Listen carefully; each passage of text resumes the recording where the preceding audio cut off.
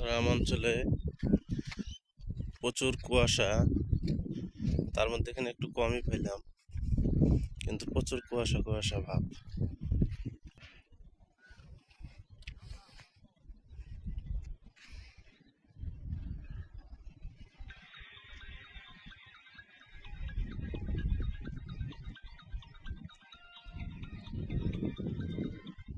এখানে ক্ষেত লাগাইবো আসলে। ক্ষেত লাগানোর জন্য পানি দিছে, হাল করছে, তারপর মাটিটা নরম করছে যাতে জ্বালা লাগাইতে সুবিধা হয়। এপাশেও লাগাইবো। এই মালিকের নাকি তা জানি না অবশ্যই, কিন্তু আজকে কুয়াশাটা মোটামুটি ভালোই, কিন্তু ঠান্ডাটাও বেশ ভালোই, কিন্তু আকাশের অবস্থা ভালো না, বৃষ্টি বৃষ্টি ভাব দেখতে পাচ্ছেন।